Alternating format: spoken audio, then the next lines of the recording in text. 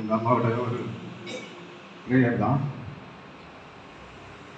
நாங்கள் இன்னைக்கு ஒரு ஆவிக்குரிய வாழ்க்கையில் வந்ததுக்கு தாயாக இருந்து அந்த மாதிரி ஒரு தாய்களுக்கு கிடைக்கலன்னா அவங்களே சில உலக பிரகாரமான ஒரு வாழ்க்கையை நாங்கள் வாழ்ந்துருப்போம். எல்லாம் நிறைய இடத்துல நிறைய கெட்ட இடத்துல நாங்கள் வாழ்ந்துருப்போம். அந்த அளவுக்கு கண்டிப்பாக சீரழிச்சிருப்போம். ஆனால் அந்த ஸ்டேஜ்லலாம் எங்களெல்லாம் கவனிச்சு ஆலோசனை கொடுத்து ஒவ்வொரு இடத்துலையும் எப்படி நடக்கணும், எப்படி ஒருத்தர் பேசணும், யார்கிட்ட சண்டை போடக்கூடாது, யார்கிட்ட யாராவது சொன்னா மாறி பேசாதுங்க, ஆண்டவர்கிட்ட மட்டும் பேசுங்க அப்படின்னு எங்களை ஆண்டவருக்குள்ளாக வழிநடத்துகிற ஒரு தாய் தான் இன்னைக்கு கத்தருக்குள்ளாக கடன் செஞ்சுருக்குறாங்க. நாங்கள் எனக்கு கூட்டுப்புறவு தான் அன்னைக்கு வாழ்ந்துட்டு இருக்கிறோம்.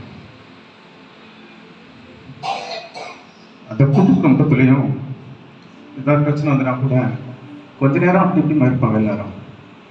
ஆனால் அடுத்த ஒரு அரை மணி கழிச்சு பார்த்தீங்கன்னா எல்லாரும் சிரிச்சு பேசி சந்தோஷமா இருப்பாங்க. அது பார்த்து ரொம்ப சந்தோஷமா இருக்கும்.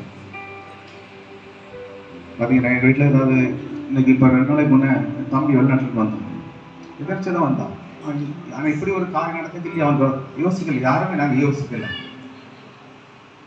அவன் வரும்போது அன்னைக்கு காலையில் அவன் வந்து 3:30 மணிக்கு முனைக்கால் துறவில் எனக்கு வச்சுக்கிட்டு சொல்லியிருந்தாங்க. சரி, அப்போ நான் அப்பாட்ட அம்மா நினச்சிட்டு இருந்தேன் இப்படி காலையில் எழுப்பணும் அப்படின்னு.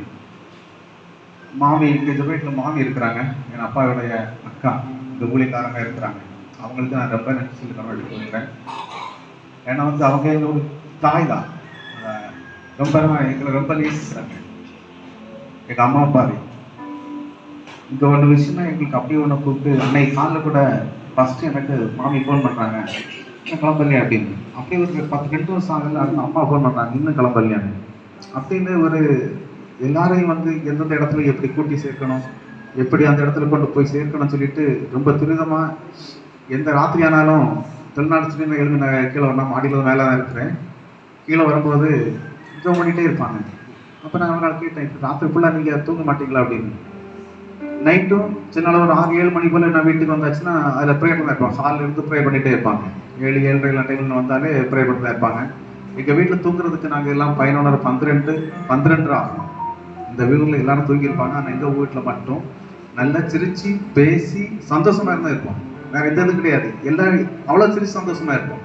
அந்த அளவுக்கு எங்களை சின்ன வயசுலேருந்து இந்த நாள் வரை எங்களுக்கு கூட இருந்து எங்களை வழிநடத்தி ஒரு நாள் எங்களுக்கு நாங்கள் எங்கே போனாலும் வர்றதுக்கு முன்னே என்ன ரேட் இன்னும் வந்து சேரல வந்துட்டு இருக்கும்போதே ஃபோன் பண்ணுவேன். நான் வந்துட்டு வந்துட்டு இருப்பேன். அதுக்கு முன்னே என்னோட ஃபோன் வரும், இன்னும் வந்து சேரல, எந்த பக்கம் வந்துட்டுருக்கீங்க அப்படின்னு. அப்படி இருந்து ரொம்ப எங்களை நேசிக்கிற ஒரு அன்பு தாய் என்னை கத்தருக்குள்ளாக கடன் சொல்லியிருக்கிறாங்க.